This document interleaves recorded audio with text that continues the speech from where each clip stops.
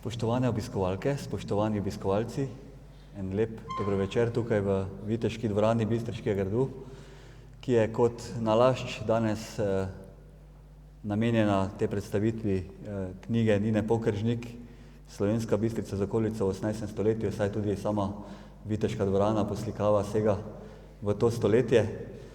In z velikim veseljem pozdravljam avtorico Nino Pokeržnik, ki je res eno veliko delo opravila na eno znanstveno monografijo, ki je vodnik po preteklosti naših krajev vse nekje do konca 18. stoletja. Torej, poudarek v monografiji je prepis in analiza terezijanskega popisa iz leta 1754 za mesto Slovenska Bistrica, zemljiško gospodstvo Bistriški grad in za hiše podložne cerkvenim ustanovam v mestu. Preden bi pa začeli, da bi ona nekaj več povedala o tej monografiji, bi pa samo nekaj še teh biografskih podatkov avtorici namenil.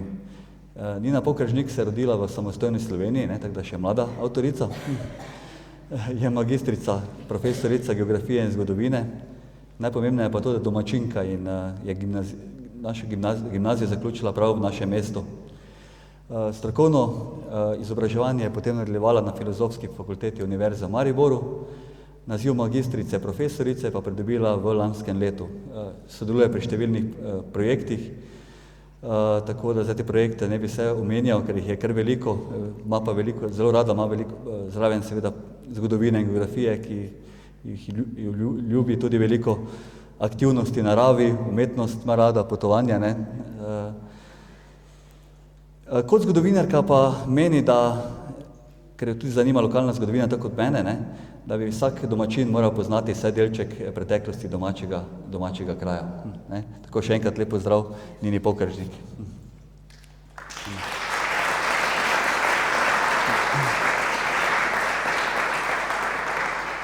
Ja, še lep pozdrav iz moje strani. Najprej bi rada rekla, da sem zelo, zelo vesela, da ste prišli. Niti približno si nisem zamislila, da vas bo toliko. Tako da sem še posebej vesela, da je tako zanimanje za zgodovino. Tako da še enkrat lepa hvala.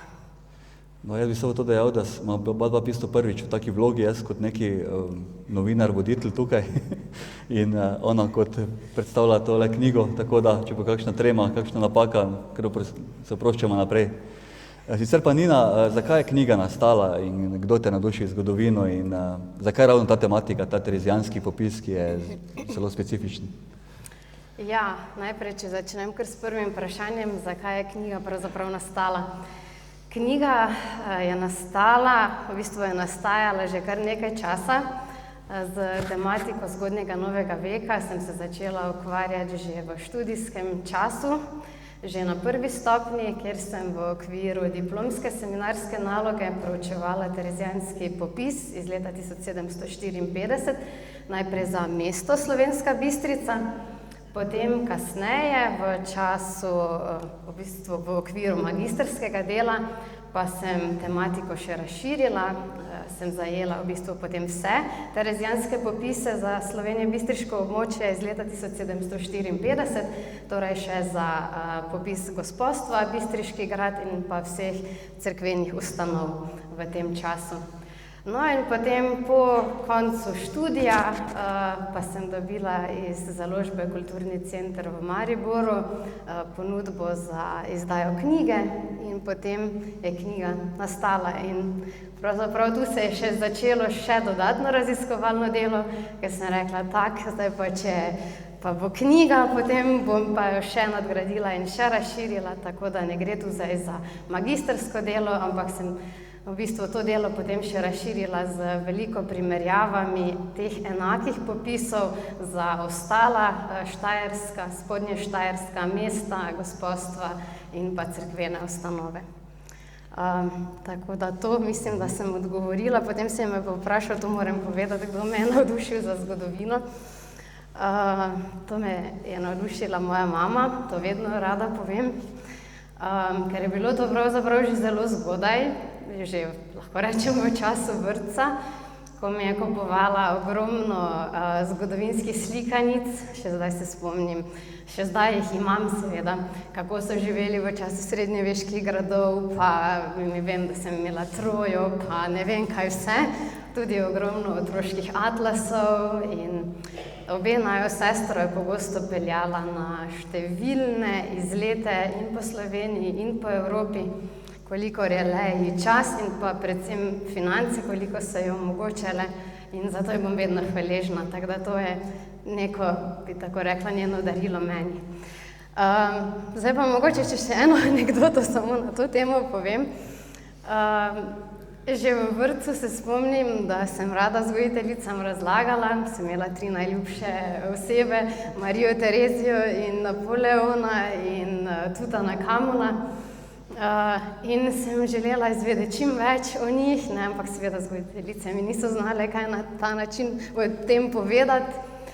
Ampak zdaj pa, če primerjam z zdajšnjo situacijo, ko sem pa tudi sama učiteljica, pa se pogosto sama znajdem v neki taki podobni situaciji, ko na določena zgodovinska vprašanja enostavno nimaš odgovora, ker človek, niti učitelj ni vse ved, niti vsa zgodovinska vprašanja še niso odkrita, tako da zato mi je, mogoče tudi nikoli ne bojo, in zato mi je tudi zgodovina tako zanimiva.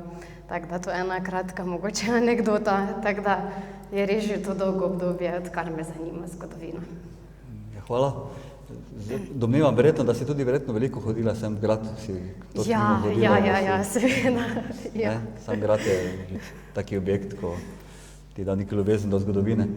Torej, kako je pa knjiga nastajala? Si imela kakšne težave, ker vemo, da težko to knjigo izdati? Pa koma je v bistvu knjiga najbolj namenjena? V bistvu, ja, knjiga je nastajala, če tako rečem, kar v večjih fazah. Najprej je bilo seveda potrebno pogledati vso dostopno literaturo iz tega področja, iz področja zgodnjega novega veka. Če še mogoče tu dodam samo to, zakaj je ravno zgodnji novi vek in zakaj sem ravno tudi to tematiko izbrala. To je, tako bom rekla, vsak zgodovinar ima bolj ljubša in manj ljuba zgodovinska obdobja in meni je to eno ljubših zgodovinskih obdobij, zato sem tudi to zbrala, tematiko terezijanskih popisov, pa zato, ker do zdaj še niso bila obdelana, oziroma deloma je za mesto, ampak poudarjam samo za mesto, ga obdelal Curk. Zato sem se tudi za to odločila. No, in potem, ko sem v bistvu izbrala to tematiko, sem najprej pregledala vso dostopno literaturo. Moram reči, da je bila zelo, kako bi rekla, fragmentirana. Različne objave so bile v zbornikih, vse posod nekaj malega, nekjer pa nekakšna celota ni bila zajeta, tako da različna področja so bila zajeta po zbornikih, po različnih tudi drugih samostojnih objavah in pa knjigah o slovenski Štajerski v tem času. In zato sem se odločila potem vse to pregledati, da bi čim več izvedela v obdobju zgodnjega novega veka na Sloveniji Bistriškem. In ko sem to naredila, tudi nekako potem kritično seveda ovrednotila, se je pa v bistvu začelo tisto bolj zaresno raziskovalno delo.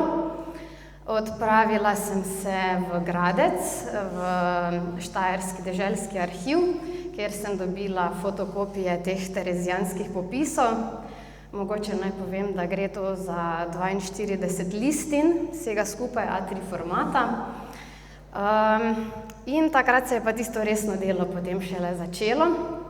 V prvi fazi je bilo potrebno popise transkribirati, kar pomeni, da sem jih morala prečrkovati iz starejše nemške pisave gotice v današnjo latinico, kar ni enostavno.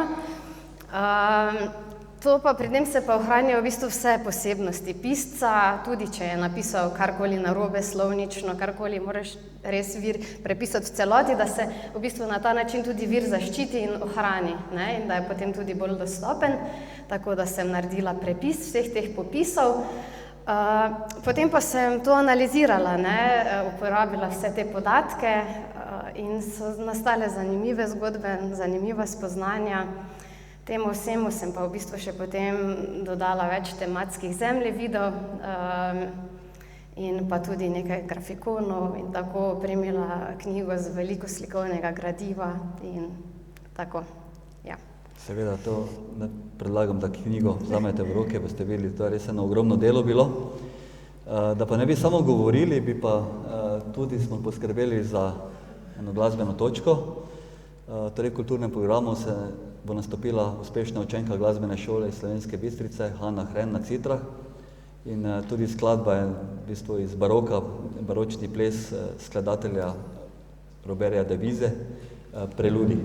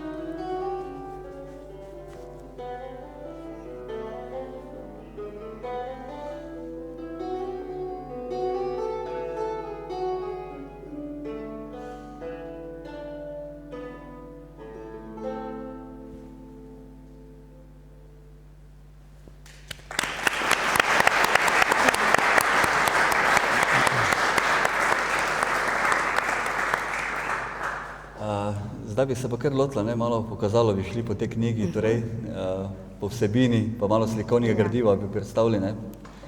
Tudi tukaj projekcija je Nina pripravila, tako da bi malo mogoče o tem povedala. Ja, mislim, da je res najlažje knjigo predstaviti s kazalom.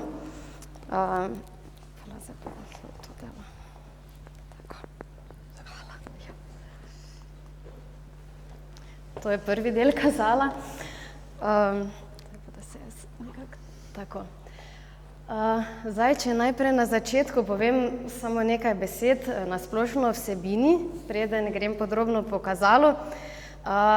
Sama knjiga predstavlja nekakšen razvoj mesta Slovenska Bistrica in pa tudi skozi različna obdobja. Res, da je poudarek na 18. stoletju, predvsem na obdobju vladanja Marije Terezije in njenega sina Jožefa II., ampak sem pravzaprav vsa poglavja, podpoglavja začela z zgodnejšimi obdobji, ker se mi zdi, da je vseeno potem nekako bolj celovita slika, tako da na primer, ko sem govorila o razmerah v mestu, sem začela od nastanka mesta in še prej, ko je bila Slovenska Bistrica trg, tako da gre za nekakšen kronološki pregled z poudarkom na 18. stoletju. Zajela sem v bistvu 3 ključne elemente, ki se mi zdijo v bistvu najpomembnejše, da neko območje obdelaš na ta način. To je bilo mesto, pa potem cerkvene ustanove in pa zemljiško gospodstvo Bistriški grad. Zdaj pa, če grem kar po vrsti, v prvem poglavju so v bistvu predstavljene glavna dogajanja, glavni dogodki iz časa Slovenije Bistričanov od antike, pravzaprav, čeprav tiste me je zelo malo, pa do 18. stoletja, res od tistih zgodnjih začetkov do 18. stoletja. Potem drugo poglavje predstavlja potem mesto Slovenska Bistrica kot samoupravni organizem. Tukaj je predstavljena mestna uprava, mestni grb in pa tudi pečat, pa odnosi mesta do lastnika, deželnega kneza in pa posebej do dežele.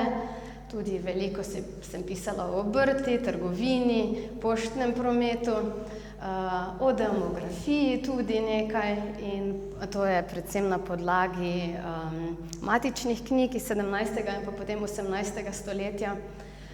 Tretje poglavje je potem zajemalo verske ustanove, od bistriških minoritov, župnije in pa tudi njenih beneficijev. Četrto poglavje pa zajema zemljiško gospodstvo Bistriški grad.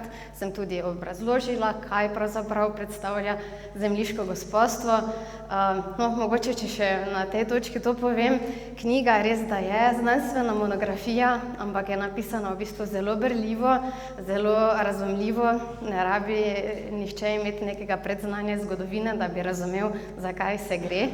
Poleg tega je pa tudi opremljena z dodatnimi opombami pod črto, kjer so še potem dodatno razloženi določeni težji pojmi, kot so recimo beneficiji, gospodstvo in takšni pojmi. Zemljiško gospodstvo sem pa v bistvu to poglavje razdelila na dva dela. Najprej na krajše poglavje do nastopa Atemsov, pa potem obsežnejše poglavje v času, ko so bili lastniki gradu Atemsi. To pa zato, ker so bili Atemsi lastniki tudi v času popisa, ki sem ga obravnavala. Potem pa še tudi nekaj ostalih zanimivih vsebinah iz tega obdobja, o urbanizmu, kako se je mesto razvijalo, je potem tudi vključen zemljevid, ki ga bom pokazala, faze nastanka mesta, o gradbeništvu in pa tudi nisem mogla mimo umetnosti v baroku, ki je bila takrat že bolj v zatonu, mislim, proti koncu, se je barok takrat iztekal. Potem pa še posebno poglavje o Slovenski Bistrici v času terezijanskega obdobja od 1740 do 1780. Zdaj pa če, kaj sem pa zdaj stisnila? Se je zdaj. Tako, tu pa se je začelo potem to moje raziskovalno delo, najprej ta transkripcija. Tu sem zajela vseh 5 popisov, prej še nisem omenjala. En je popis mesta, drugi popis je popis gospodstva, zemljiškega gospodstva Bistriški grad, tretji, ki se je delil na 3 dele, 3 samostojne popise, so pa bili potem popisi župnije Bistriške, združenih minoritskih beneficijev samostana in pa potem še tudi popis beneficija Svete Ane. In pa zdaj, ko ravno omenjam to transkripcijo, naj še enkrat povem, da transkripcija ni enostavna. V prvi fazi se je bilo sploh potrebno naučiti brati gotico, ker to ni naša pisava in zato je zaslužen moj mentor, profesor Hozjan, ki ga lepo pozdravljam danes med publiko in sem zelo vesela, da je prišel. On je zaslužen, da sem se naučila in to tudi vse opravila. Zakaj pa ni enostaven?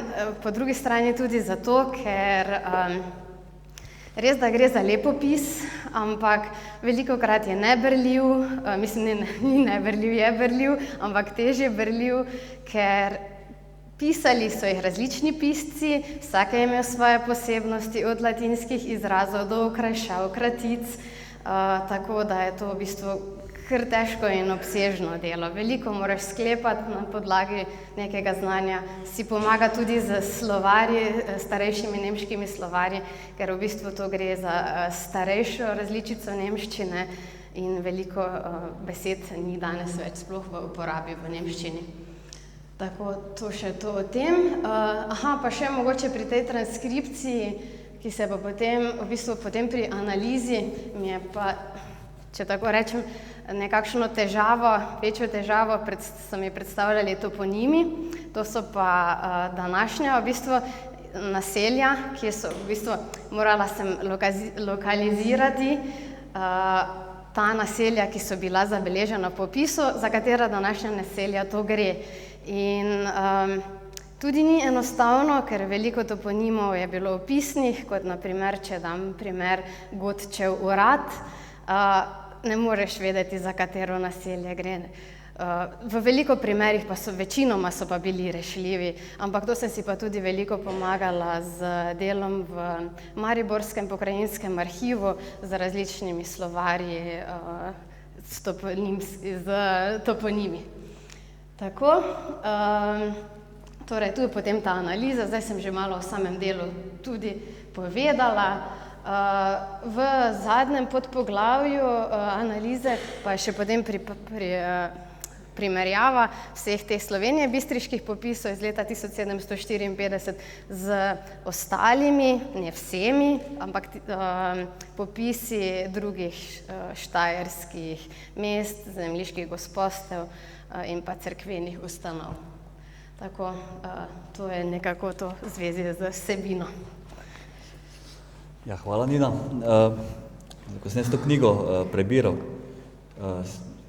si gotovila, da je bilo 127 davčno zavezanih hiš mesta. Kaj je to veliko, malo, da si malo lažje predstavljam primerjavi, ne vem, s Celjem, Mariborom, kak je bilo veliko mesto?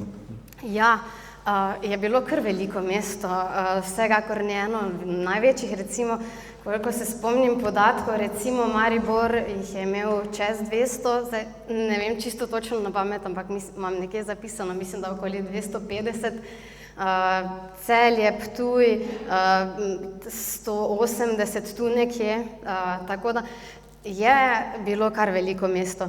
Ampak ne, ta številka 127 nam ne da vseeno tiste točne številke, koliko je bilo hiš v Slovenski Bistrici tega leta, ker to gre v bistvu za samo popis obdavčenih hiš, davčno zavezanih, bile so pa seveda tudi druge hiše, naprimer plemstvo ni imelo obdavčenih hiš, tudi cerkveni dostojanstveniki, naprimer potem na podlagi beneficija Svete Ane, ko sem ga analizirala, tudi oni so imeli eno hišo, veliko je bilo tudi zapuščenih, ampak zagotovo pa lahko trdimo, da jih je bilo vsaj 128, torej teh 127 plus ena iz beneficija Svete Ane.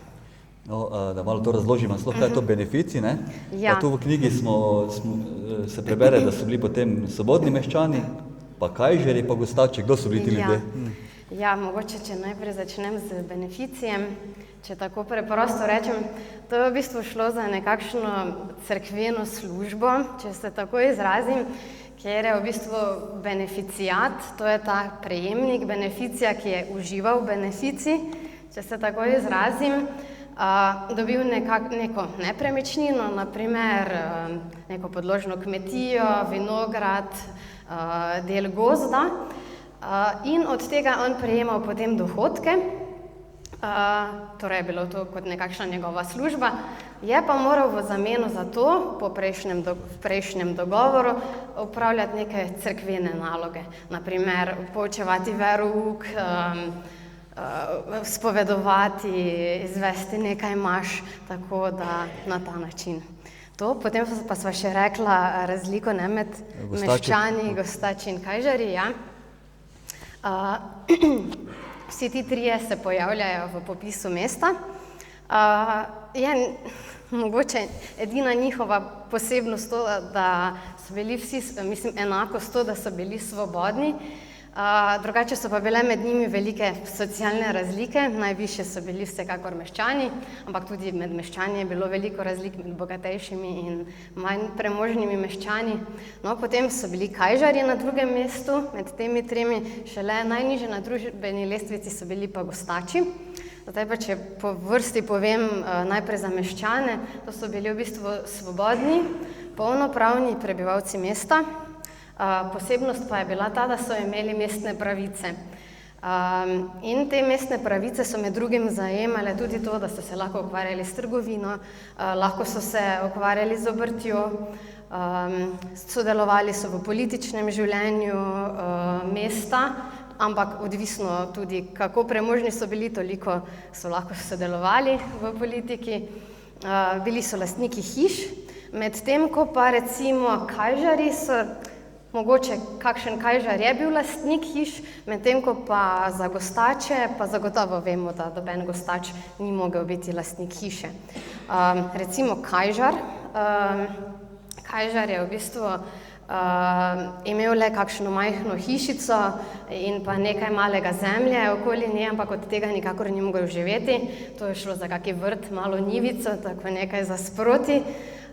Ni pa od tega živel, preživljal se je s kakšnim tovorništvom, dninarskimi posli, da je pomagal naprimer obdelovati meščansko zemljo, ali kaj podobnega. In pa tudi Gostač, tudi oni so se preživljali s takšnimi dinarskimi posli. Še posebnost tega pa je, da oni so pa bili najemniki, samo najemniki v hišah in res niso sploh imeli niti tiste male hišice v svoji lasti, ne. Tudi za kajžarje, kot sem povedala, se ne ve, ali so jo ali imeli ali ne. Tako da to mogoče tako na kratko upam, da sem bila razumljiva. Ja, hvala. Tukaj v knjigi si tudi nekako veliko analiz naredila, katera imena so bila najpogostejša, pa kateri poklici so bili zastopani v mestu, da lahko tako mesto sploh delovalo. Naj povem, da priimek dekliški Nine Pokeržnik je Levart in tudi je med temi starejšimi priimki že v 18. stoletju, pa že verjetno prej pojavljajo v tem mestu, no.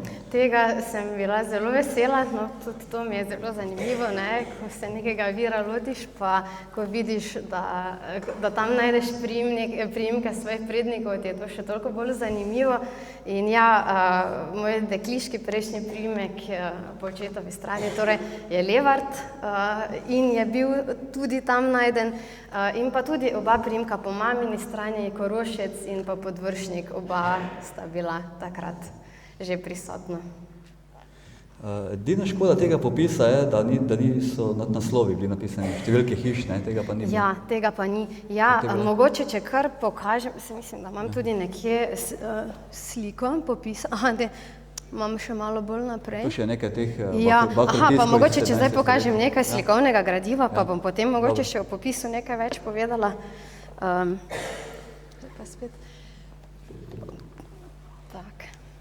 Ja, kar veliko slikovnega gradiva sem priložila, to se moram lepo zahvaliti med drugim tudi tebi, Viktor, in pa Zavodu za kulturo Slovenska Bistrica, ker sem večinoma slikovno gradivo dobila pri njih, iz njihovega arhiva.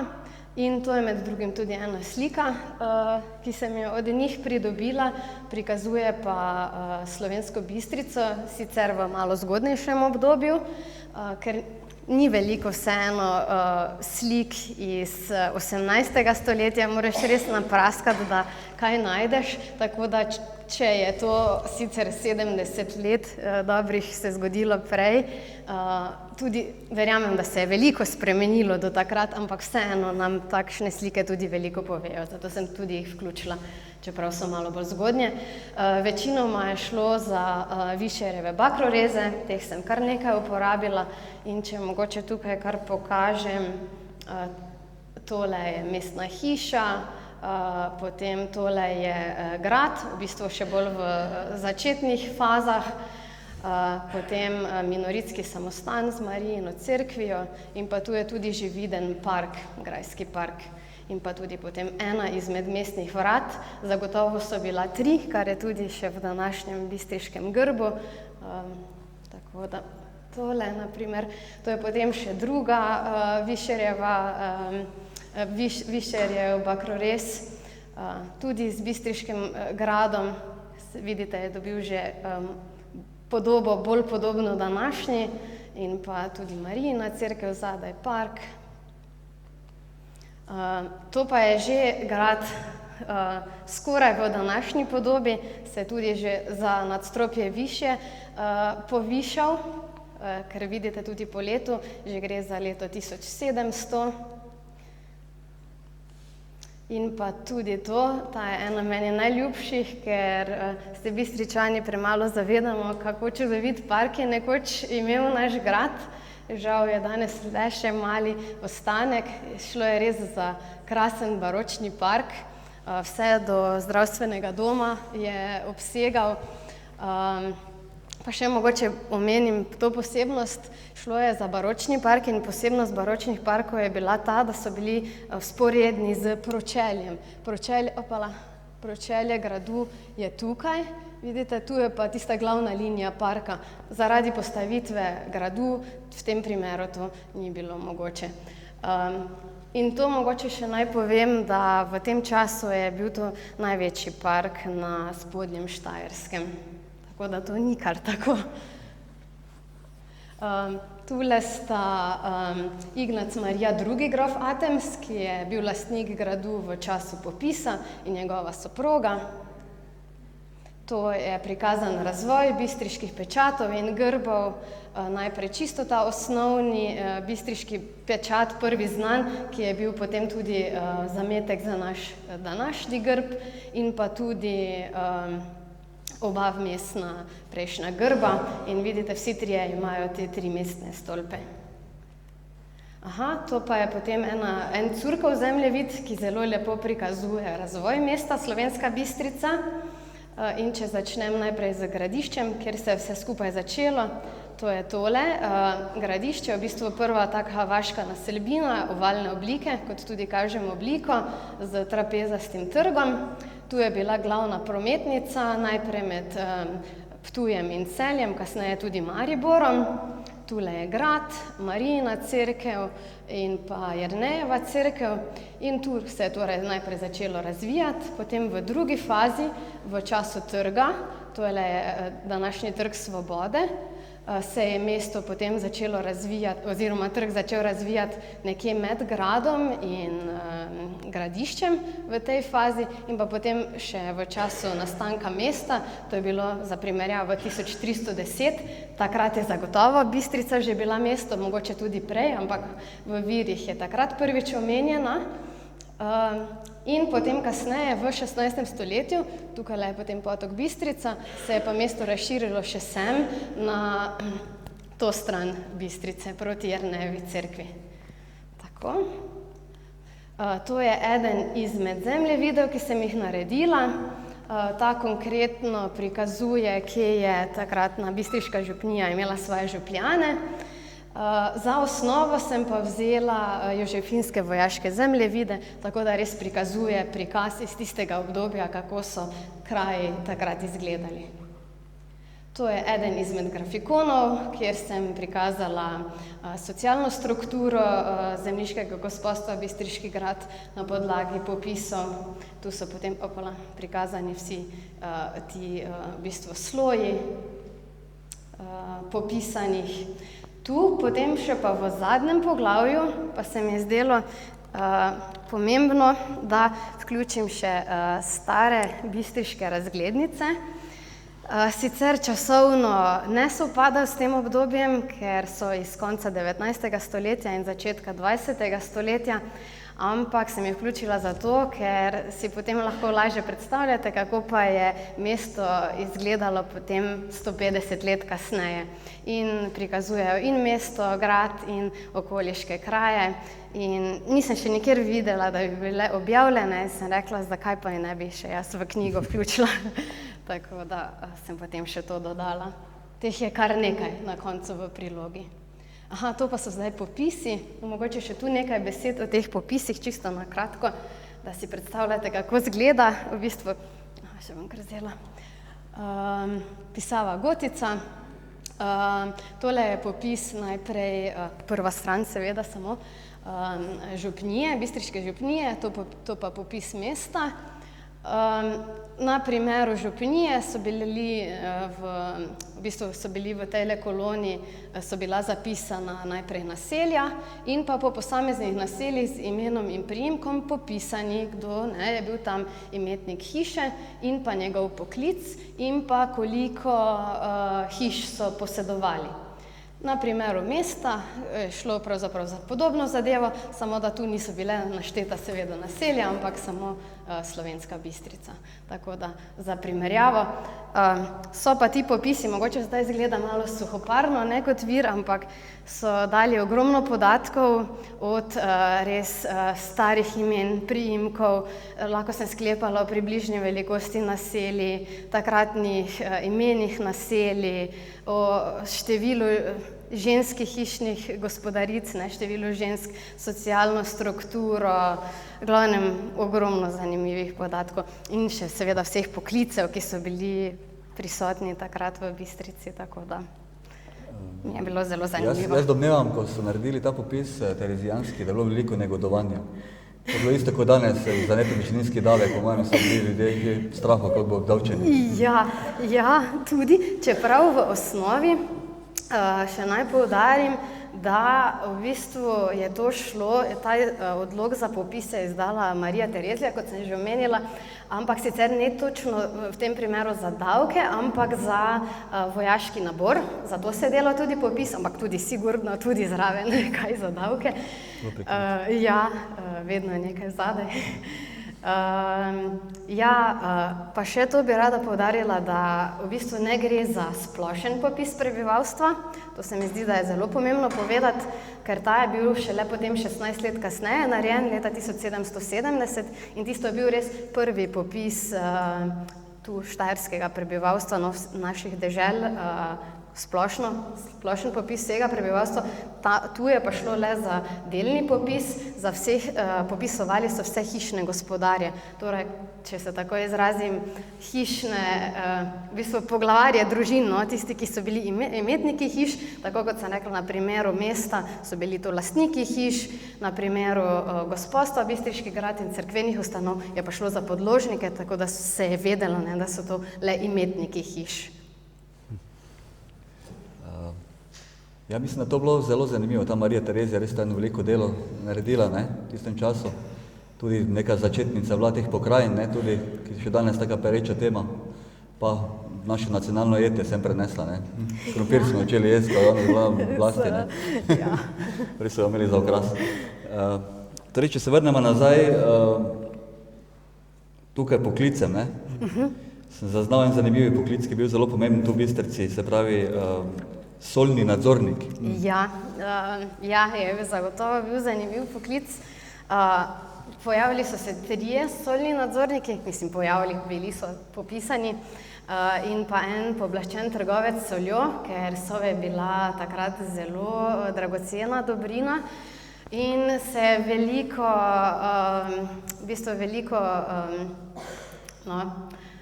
tihotapljenja je bilo takrat, predvsem tudi med kmečkim prebivalstvom, ki so tako že bili v slabem položaju in so na ta način želeli dodatno zaslužiti. Zato so bili nadzorniki, ki so to vse nadzorovali, pa še, to ni edini razlog. Razlog je bil predvsem na območju Slovenske Bistrice tudi ta, da je približno nekje tu potekala meja med oskrbo z soljo, kameno soljo iz salzburških rudnikov. Mi smo spadali pod to območje, medtem ko na drugi strani je bila pa oskrba z soljo iz Primorske, z morsko soljo, in mesta, ki so bila znotraj ene meje, niso smela prejemati soli iz druge. To je bilo vse določeno, to so bile posebne pravice in zato so nadzorniki to tudi nadzorovali. Mogoče pa Martin Krpan tudi mimo šel. Torej, še tu sem prečital, da je bilo največ zidarjev, pa skrbnikov hlevov in zemljiško posestno. Ja, tudi to ni naključno, vsaj ko se vprašaš, ima potem zadaj neki razlog. Kar se tiče najprej zidarjev, če povem, v bistvu to je čas opuščanja lesne gradnje. Sicer kasneje, popis je nastal leta 1954, pol v drugi polovici, mislim, da okoli tam nekaj v 80-ih letih pa 90-ih, so potem prav uvedli Marija Terezija, oziroma takrat potem že njen sin Jožef II, uvedel požarni red, kjer se je popolnoma prepovedala lesna gradnja, seveda zaradi požarov. In že takrat so veliko opuščali, ker predtem pa je bilo tako, da so hiše bile od spodaj grajene z kamna, zgornja višnja poslopja so bila pa lesena. In ko je bil požar, hiše so bile ena zraven druge, je to šlo v celoti. Čeprav tudi kljub tem 2 požarnima redoma je mesto vseeno v drugi polovici 18. stoletja 2-krat pogorelo in zato se tudi veliko ni ohranilo od baroka do danes. Pa zanimivo, da so imeli tudi oskrbnika kopališča, Ja, tudi kopališčnika so imeli, sicer ni točno natančno opredeljeno, to je bil sicer ne kot zdravnik, ampak veliko zdravilskih zadev je izvajal, od puščanja krvi do potem priprave različnih krem, kopeli in podobno, tako da ta je skrbel tudi za to. Če se pa vrnemo zdaj na selju, sem pa tudi si našla en podatek bilo je naselje Skrbinek, ali kak, ne? Skrbinek, Pa ne vemo, kje je to. Ne vemo, kje je to. To je Mogoče podobno kdo ve, kot... naj pove. Ja, to je podobno, kot sem rekla, Godec Amt, ne, Godčev urad, težko. Lahko bi mogoče sklepali, kjer je v popisu bilo dosti skrbinekov, ne, na tistem območju, ampak takšnih stvari nekako samo na podlagi takšnega popisa ne moremo razvezlati. Pa tole, če še malo vrnemo na okolico, podložniki, ki so bili pač podložni tem gospoščinam, so imeli vlasti te hube, ne? To so pač bile celotne ali pa polovične, 3/4, malo mogoče se tega dotaknemo. Ja, tako je bilo pravzaprav. Najprej, ko se je delila posest, ki je bila v lasti vladarja, se je delila po hubah. Celotna huba je približno predstavljala toliko, kolikor je lahko, da je en kmet normalno živel. Potem kasneje pa z naraščanjem prebivalstva, prebivalstvo je vedno bolj naraščalo in takrat pa je nastal tudi prostorski problem, ne, in so se te hube začele deliti na polovico, na četrtino in na 3/4 in tako je potem nastal takšen sistem, ne, in tudi lahko potem vemo, ne, kakšne so bile socialne razlike, ne, ampak ti vsi so bili kmetje, vsi so imeli zemljo, so od tega živeli, čeprav četrtinski in tudi včasih polovični kmetje so se ukvarjali tudi še s kakšnimi drugimi dejavnostmi, ne vem, sem imela primer, da je bil četrtinski kmet in zraven tkalec ali pa potem kovač ali pa kaj podobnega, ja. Medtem ko potem kajžarji, ne, in gostači, oni so pa bili v bistvu brez zemlje oziroma kajžarji so imeli tisto malo hiško, ne, tako kot sem prej povedala. Zgodovina je kar enaka kot danes, ne? Ja. Mogoče še vloge žensk v tistem času, tukaj si se tudi dotaknila. Ja, vloga žensk, ne, skozi skoraj celotno zgodovino, nekje do 20. stoletja je bila bolj ali manj, so bile ženske zapostavljene, kar se seveda ve. To se je tudi odražalo recimo na, če tako rečem, na primeru popisa.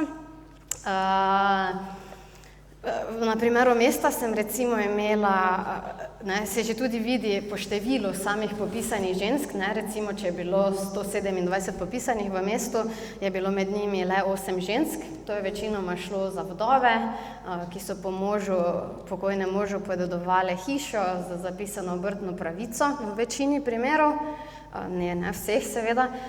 In za te ženske je bilo posebnost tudi to, da pri zapisu njihovega priimka so zmeraj dodajali končnico in. Ne, če dam recimo primer, če se je gospod pisal Husar, pa zdaj si izmislim, recimo je bila gospa Ana, ni bila Ana Husar, ampak Ana Husarin, kar torej, če se vprašamo čigava, bi danes po domače rekli Husarjeva Ana, ne, torej se je vedelo, da je njegova, ne, njegova last, če tako rečem, ne, tako da se tudi na ta način že da marsikaj razbrati. Kaj bi še? Mogoče še mogoče še imam tu nekaj zanimivih takih dejstev, ki se mi zdijo zanimiva, čeprav nekaj sva zdaj tako povedala. To sem že povedala. Recimo najpogostejši priimki so bili v mestu. Najprej bom povedala nekaj primerov za mesto. Ozimič, Kodrič, Marčič, Verdnik in tudi številni drugi. Najpogostejša imena po pričakovanju so bila Jakob, Jožef, žensko Ana, čeprav na podeželju, v primeru popisa gospodstva je bilo tudi veliko Gregorjev, in tudi ogromno drugih imen, zdaj ne vem, na pamet Matija, vem, da je bilo tudi zelo pogosto.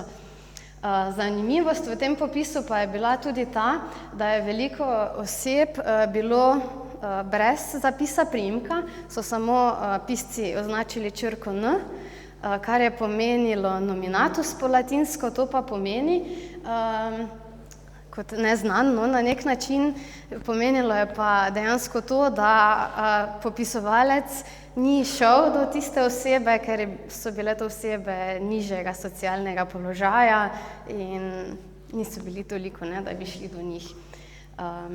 Tako, za ženske gospodarice sem že povedala, tu sem še pa dala eno sliko, ki sicer ne kaže slovenske takratne mode, ne, da si pač približno predstavljamo, ampak nemško, kar ne, je bilo precej podobno. Aha, tukaj sem. Potem za poklice, ja, bilo je okoli 40 različnih poklicov, to ne pomeni, da je bilo toliko samo popisanih poklicev je bilo 127, ampak 40 različnih. Najpogostejši sem že povedala zidar, pa tudi oskrbnik.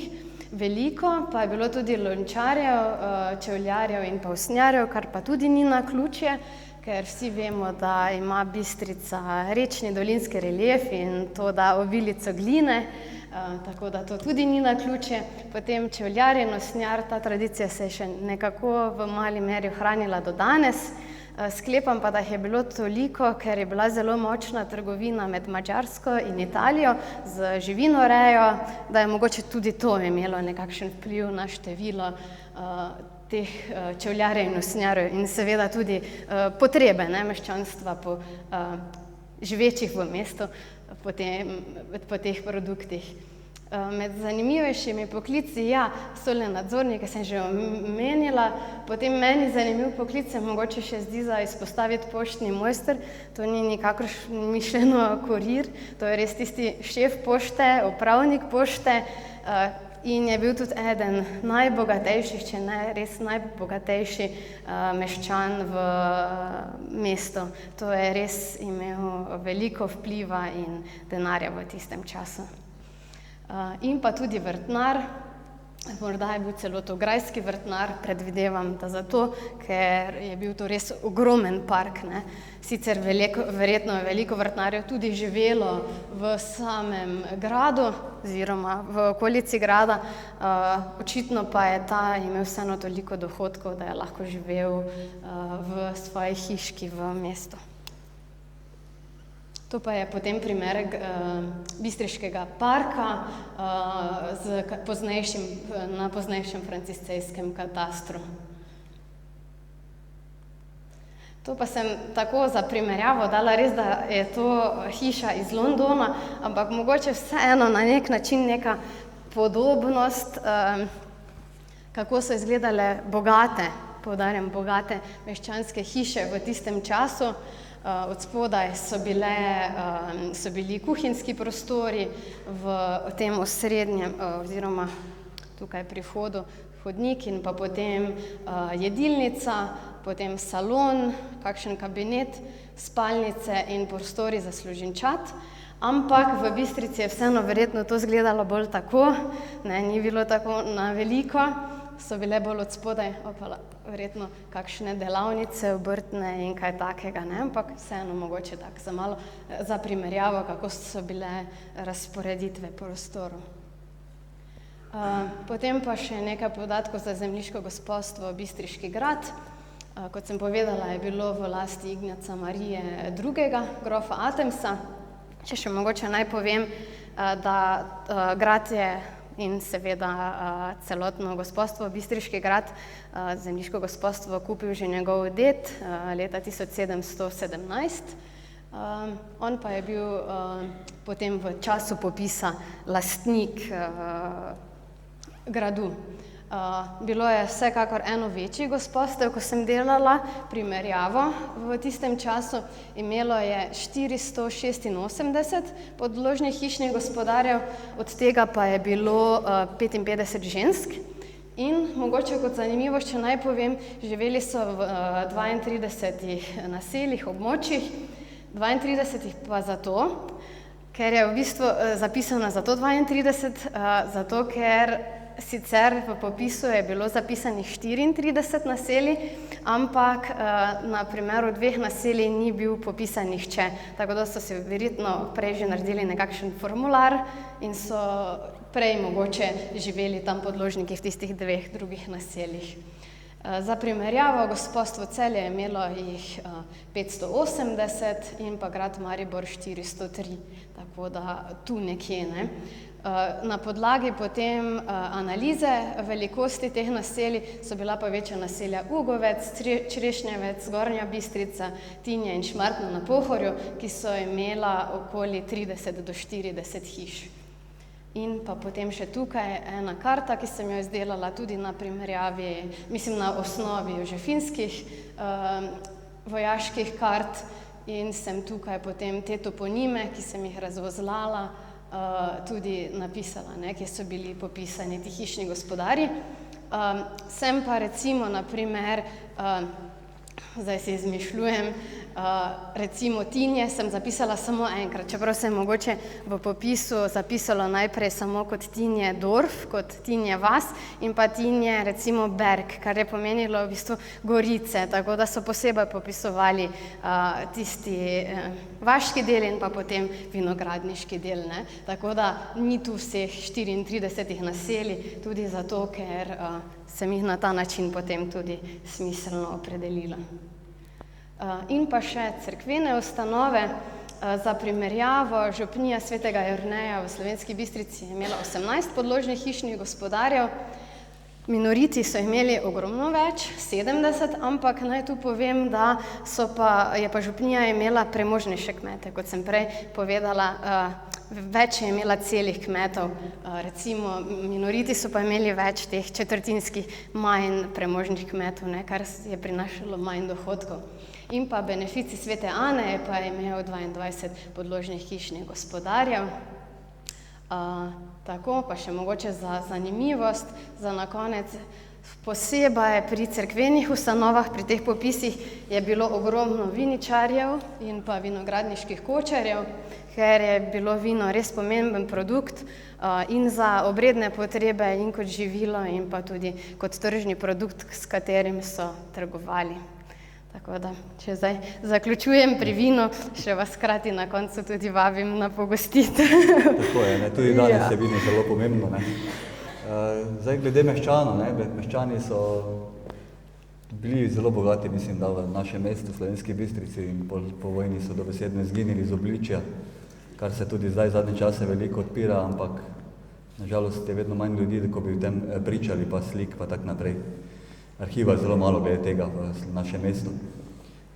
Nina, kaj pa naprej mogoče, kaj pripravljaš kaj naprej?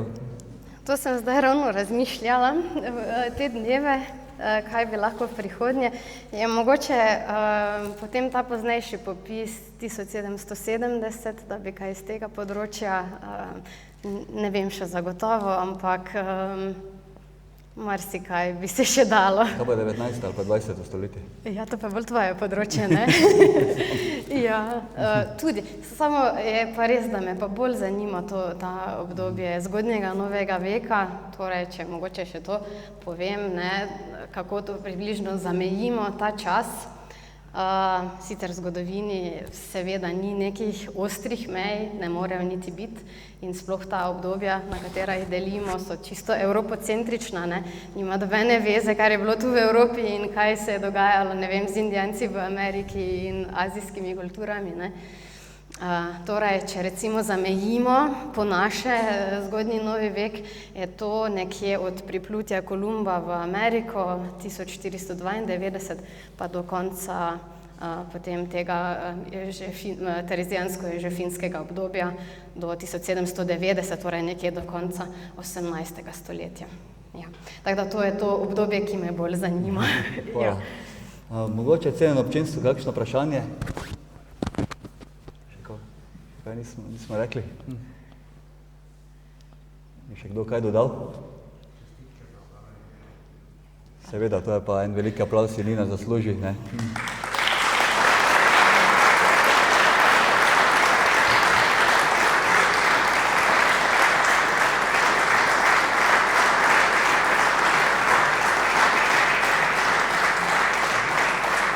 No, kot se spodobi, bomo pa zaključili z glasbeno točko in znova vabim na oder učenko glasbene šole Hano Hren, Zdaj bo zaigrala skladbo tudi baročni ples Žig baročnega skladatelja Robert de Viz.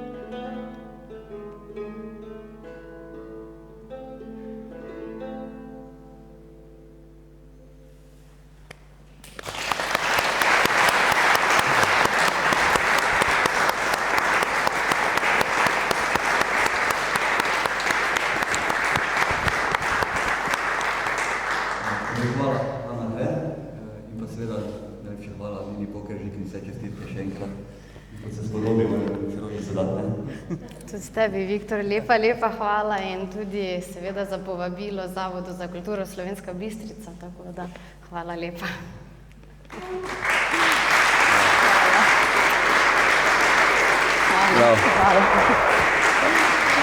Hvala lepa.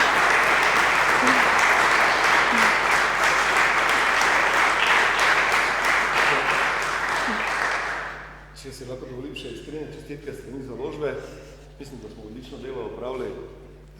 Nina, ki se je medtem prelevila iz Levartove v gospod Pokažnik, iskrene čestitke ob izidu knjige.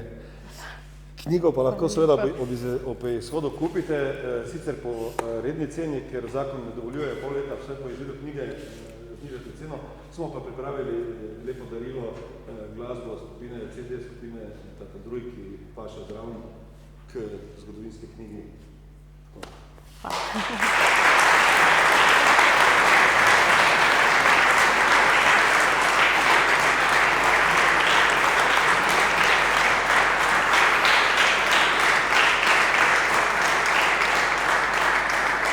Hvala tudi vam, da ste prišli tako velikem številu in ste vabljeni tudi prihodnje, da obiskujete naše prireditve. Sicer pa še lahko tukaj malo postojite v kozarčku rujnega, da zaključimo s temi viničarji.